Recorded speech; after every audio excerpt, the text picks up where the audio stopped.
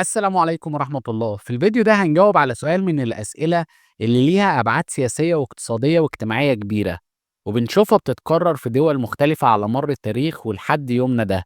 ليه دول كتير بتقرر فجأة كده إنها تبني عاصمة جديدة خالص من الصفر وتسيب عاصمتها القديمة اللي بقالها مئات أو يمكن آلاف السنين؟ مصر بتبني العاصمة الإدارية الجديدة، وإندونيسيا بتنقل عاصمتها من جاكرتا لمدينة تانية اسمها نوسا ناتارا، وقبلهم البرازيل عملت برازيليا، ونيجيريا عملت أبوجا، وباكستان عملت إسلام آباد، وغيرهم كتير. طب يا ترى إيه اللي بيخلي دول تاخد قرار ضخم ومكلف زي ده؟ هل هي مجرد رغبة في بناء شيء جديد وعصري وخلاص، ولا في أسباب أعمق وأكثر تعقيد ورا الموضوع ده؟ ولو دولة قررت تعمل عاصمة جديدة، إيه التحديات والمميزات اللي ممكن تقابلها؟ لو الأسئلة دي بتدور في دماغك وعايز تفهم فلسفة العواصم الجديدة دي، يبقى ركز معايا كويس عشان هنفتح ملف العواصم الجديدة وهنكشف الأسباب والدوافع اللي وراها. يلا بينا نفهم الحكاية. قرار نقل العاصمة أو بناء عاصمة جديدة ده مش قرار سهل خالص ولا بيتاخد بين يوم وليلة، ده بيكون قرار استراتيجي كبير وراه غالبا مجموعة متشابكة من الأسباب والتحديات اللي بتكون العاصمة القديمة ما بقتش قادرة تتعامل معاها أو تستوعبها. طيب خلينا نشوف أهم الأسباب دي. أول حاجة الزحمة والتكدس السكاني والبنية التحتية المتهالكة، ده يمكن من أشهر الأسباب وأكثرها شيوعا.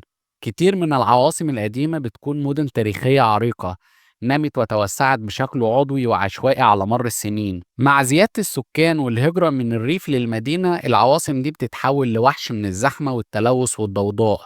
الشوارع ما بتبقاش قادرة تستوعب كمية العربيات، والمرافق ميه كهرباء صرف صحي مواصلات عامة بتبقى متهالكة ما بتقدرش تخدم العدد المهول ده من السكان. في الحالة دي بناء عاصمة جديدة في مكان واسع ومخطط بشكل عصري بيكون حل عشان نخفف الضغط عن العاصمة القديمة ونوفر بيئة حياة وعمل أفضل للسكان وللموظفين الحكوميين. جاكرتا في إندونيسيا مثال واضح على كده. المدينة بتغرق بسبب ارتفاع منسوب سطح البحر والضغط السكاني، والزحمة فيها لا تطاق. تاني نقطة، التخطيط العمراني الحديث ومواكبة المستقبل.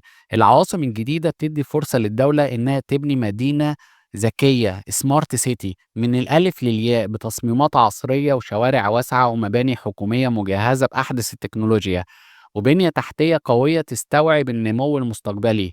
بيكون في فرصة لتطبيق أحدث مفاهيم التنمية المستدامة واستخدام الطاقة النظيفة وتوفير مساحات خضراء وإنشاء شبكة مواصلات عامة فعالة. ده بيكون صعب جدا تحقيقه في العواصم القديمة اللي مبنية بشكل تاريخي ومزدحم.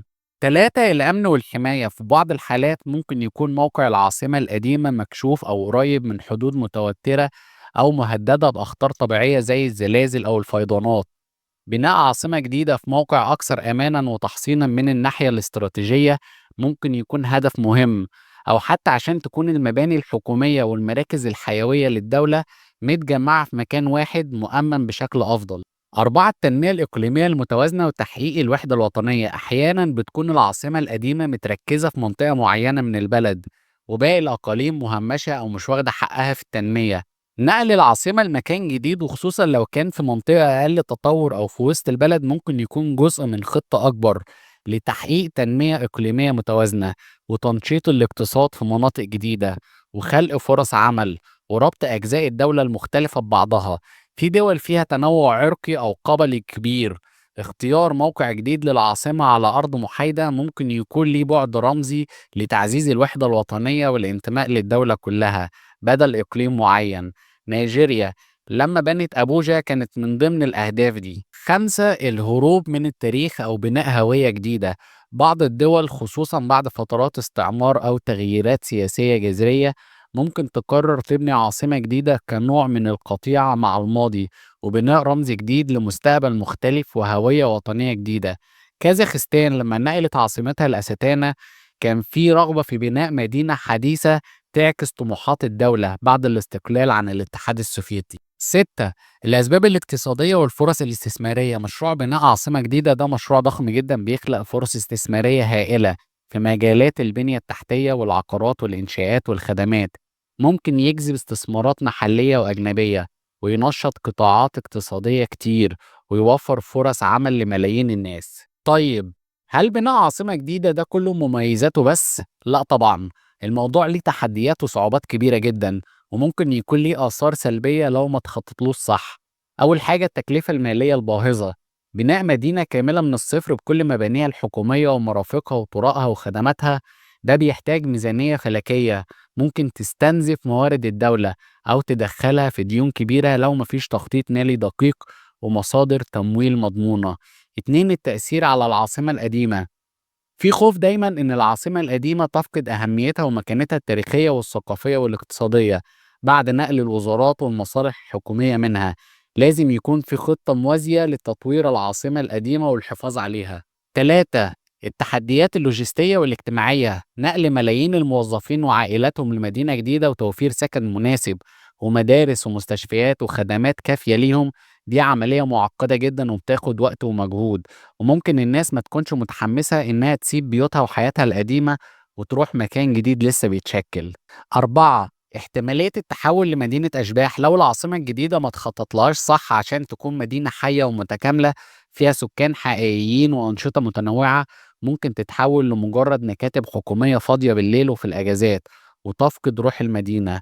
5 التأثير البيئي، بناء مدينة جديدة في منطقة ممكن تكون بكر أو زراعية، ده بيكون ليه تأثير على البيئة لو ما اتعملش دراسات بيئية كافية وتخطيط مستدام يراعي الحفاظ على الموارد البيئية. خلينا ناخد بعض الأمثلة التاريخية والحديثة.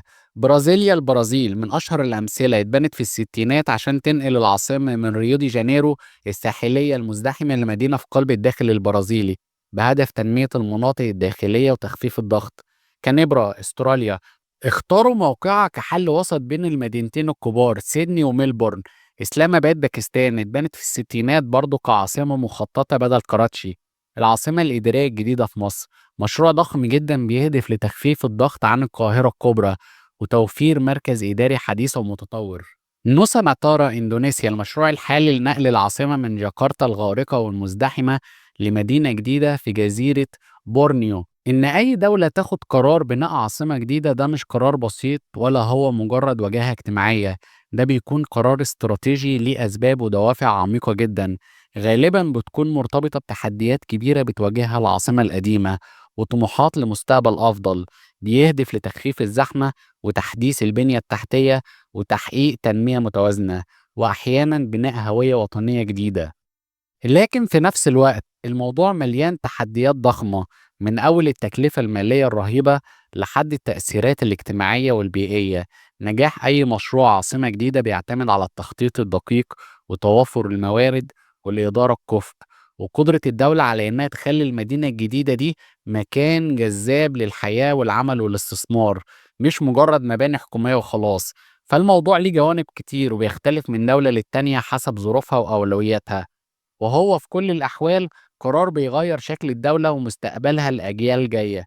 في النهاية لو عجبك الفيديو واستفدت منه ما تنساش تعمل لايك وتشترك في القناة عشان يوصلك كل جديد من قناتنا، ونشوفك على خير في الفيديو الجاي.